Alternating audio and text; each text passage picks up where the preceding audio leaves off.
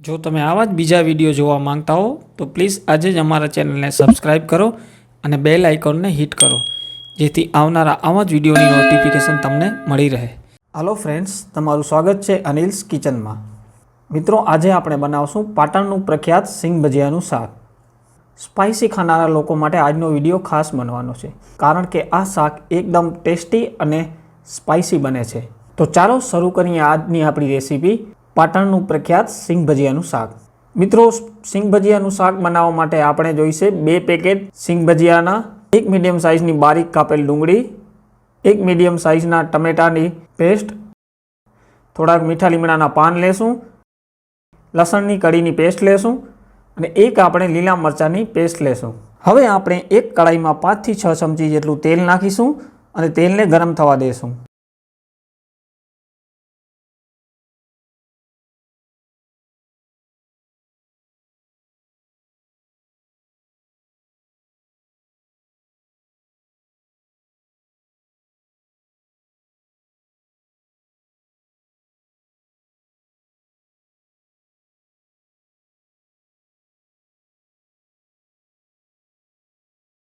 તેલ ગરમ થઈ જાય ત્યારે આપણે આમાં અડધી ચમચી જેટલી રાઈ નાખીશું અને રાઈને ફૂટવા દેશું.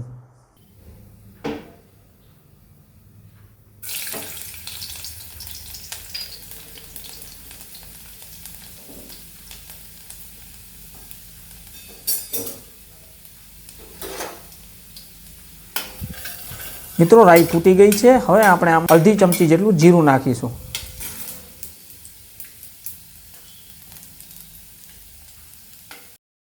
જીરું લાલ થવા માંડે ત્યાં સુધી આપણે આને ફૂટવા દેવાનું છે.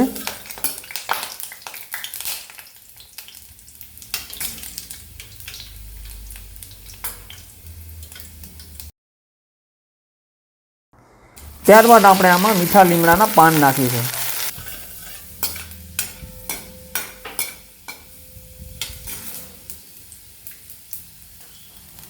સાથે જ લસણની પેસ્ટ નાખીશું.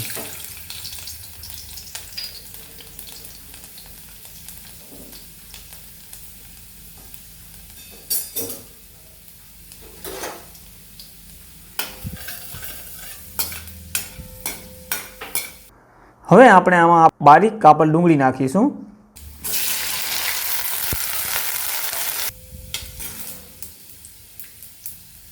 ત્યારબાદ આપણે આને બરાબર મિક્સ કરી લેશું. ડુંગળીનો કલર બદલવા માંડે ત્યાં સુધી મિત્રો આપણે આને મિક્સ કરવાનો છે.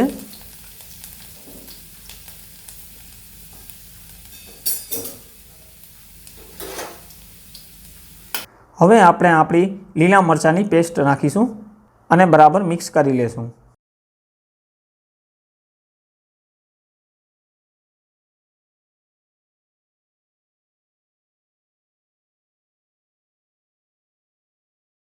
ત્યારબાદ આપણે ટમેટાની ગ્રેવી નાખીશું.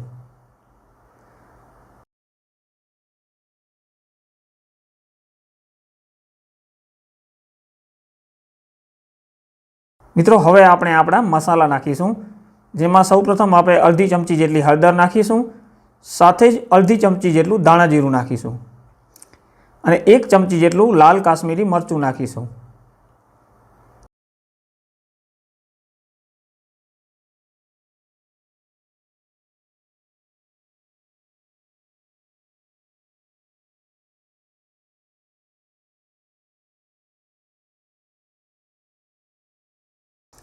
અડધી ચમચી જેટલું મીઠું નાખીશું. ત્યારબાદ આપણે બરાબર મિક્સ કરી લેશું.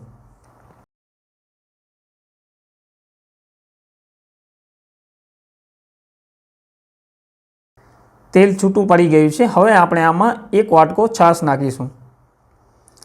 હવે આપણે આને મિક્સ કરી લેશું.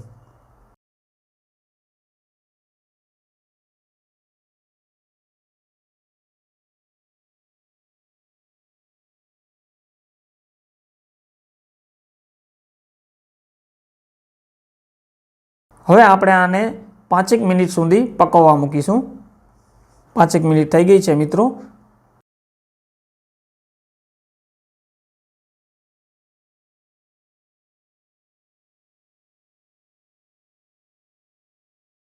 હવે આપણે આમાં સિંગ ભજીયા નાખીશું.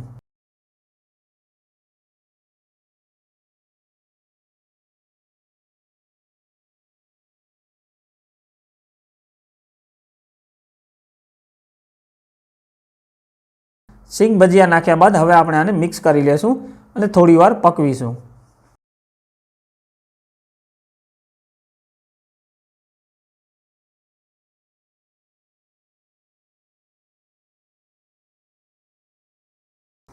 મિત્રો તમે જોઈ શકો છો આપણું શાક બનીને એકદમ તૈયાર છે એટલે ખૂબ જ ટેસ્ટી બન્યો છે. જોઈને જ મોઢામાં પાણી આવી જાય એવું શાક બન્યું છે. તો મિત્રો તમે પણ જરૂરથી આ રેસીપીને તમારે ઘરે ટ્રાય કરજો અને કમેન્ટ બોક્સમાં મને જણાવજો રેસીપી કેવી બની છે. અને જો આજનો વિડીયો તમને પસંદ આવ્યો હોય તો પ્લીઝ વિડીયોને લાઇક કરી લેજો અને ચેનલને સબસ્ક્રાઈબ કરી દેજો અને બેલ આઇકોનને દબાવી લેજો જેથી કરીને આવનારા વિડીયોની નોટિફિકેશન તમને મળી શકે.